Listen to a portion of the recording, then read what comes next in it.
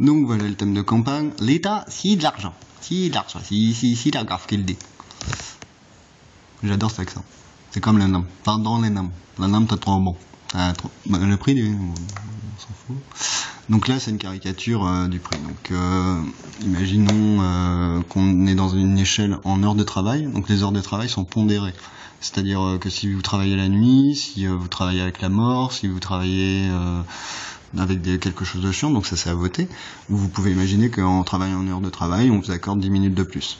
Donc on augmente votre salaire, mais d'un autre côté, tous les autres qui ont voté pour ça vont accepter que quand on fait un travail facile, qui est pas trop chiant, énergétiquement, intellectuellement, manuellement,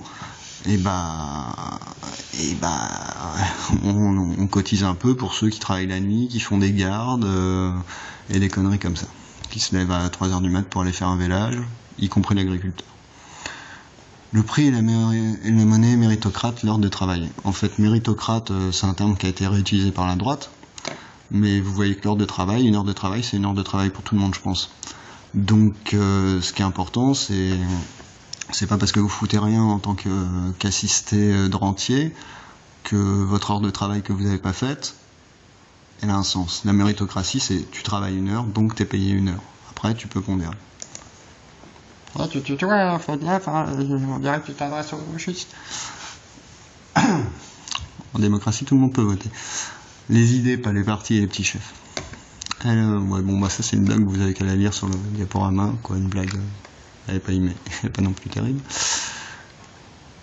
L'idée, c'est que, donc j'avais fait les calculs en 2011, si on regarde juste la main d'œuvre, en fait, le prix approximatif de la main d'œuvre du kilo de tomates, c'est 3227 heures par hectare.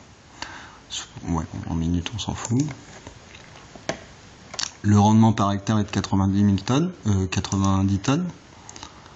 Donc, si vous avez fait des maths et que vous avez votre bac, pas comme un politique,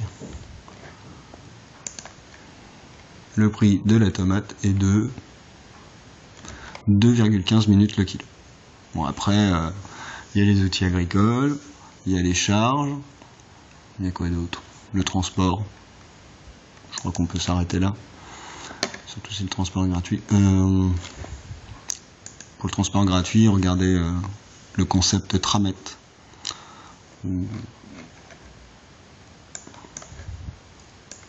Juste en ligne. Oui, donc un exemple. Donc l'exemple des prix que j'avais, mais tout n'est pas bon. Donc là c'était un faux juste prix. On va replacer les prix. Donc c'est quoi? C'est le poireau. Ouais, le poireau est mal. Mais bon, d'un autre côté, vous le gardez chez vous, vous le laissez faire des racines dans un petit pot avec un peu d'eau, ça repousse, ça vous fait 2 poireaux. Les carottes, donc 1,2 secondes de travail par kilo. C'est quoi? Ça doit être la salade, 90 secondes de travail par pièce. Le chou, 90 secondes de travail par kilo. On parle toujours comme main d'œuvre. Donc ça, c'est toujours les données qui sont de l'INSEE de la FAO. D'un autre côté, l'échantillonnage est peut-être pas... Donc ça, c'est un exemple de mon travail en 2011, à 200 € par mois. Par type de culture, en fait, vous avez le nombre de secondes par kilo. Donc le blé dur, 4,1 secondes par kilo, la pomme de terre, 11,3 secondes par kilo, le févrole, 5,1 secondes par kilo, le chou-fleur, on était un peu plus haut, 87,8 secondes par kilo, la tomate, 129,1. J'avais aussi des données biologiques, donc ça c'est source 2011, INRA et FAO. Donc la FAO, ça doit être en intensif quand même, faut faire attention, data agriculture, bio indispensable.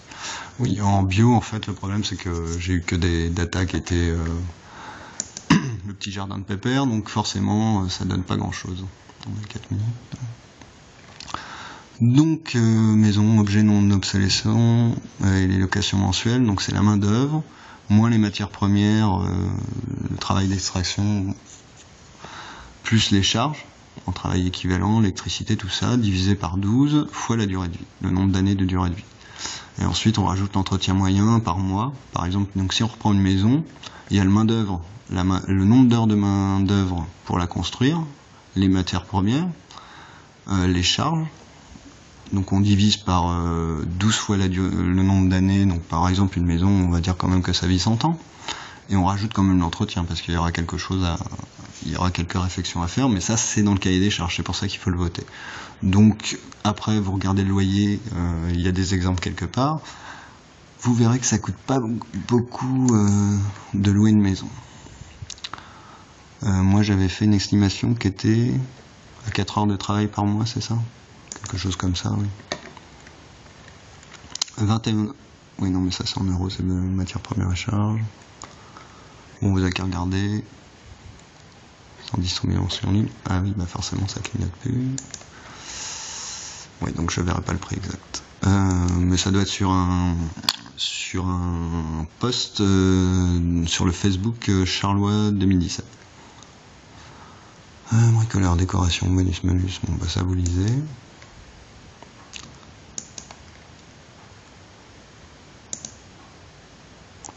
Ni perte ni profit, juste prix. Donc là il y a une mise en équation rapide.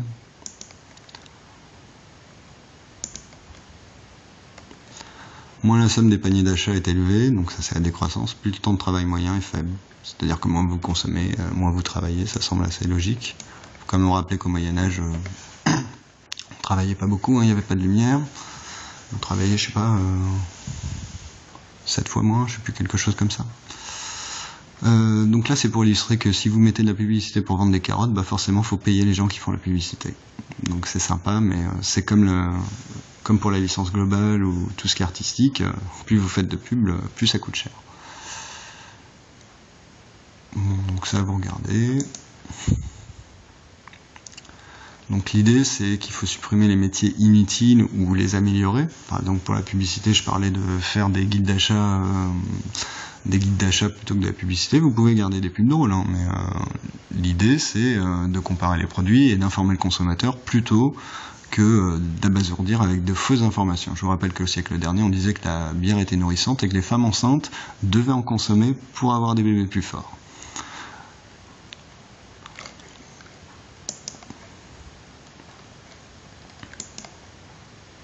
Et que l'amiante a été interdit aux États-Unis en début des années 1900 et chez nous un peu avant les années 2000. Oui, bon, luxe et confort c'est le système libéral, le système de répartition du temps de travail c'est le besoin et le confort. Productivisme amélioré virtuel, c'est quoi ça? Seconde de travail. Oui, bah, c'est que si les 10 kg de tomates vous les faites en 1260 secondes de travail et que d'autres le font en 800, c'est peut-être que les gens qui font en 800 doivent expliquer leur technique et non pas les breveter comme une AOC, comme des choses comme ça, et faire en sorte que tous les autres produisent pour plus cher, donc plus d'heures de travail par citoyen.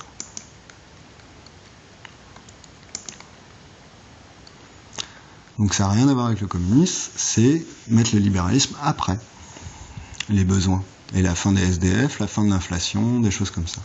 Bon, la création monétaire, je me rappelle plus ce que j'ai mis là-dessus. Oui, donc c'est des idées pour faciliter la traçabilité, puisqu'il n'y a plus d'argent liquide, donc il n'y a plus d'argent sale, il n'y a plus de fraude, tout est traçable. Par contre, ça impose le premier point des droits fondamentaux, qui est à partir du moment où une région reveut son indépendance ou veut former un autre système altermondialiste, bah il faut l'aider. On la met pas en prison, on l'empêche pas de manifester en lui tabassant la gueule, comme Valls ou Sarkozy. Non, on l'aide.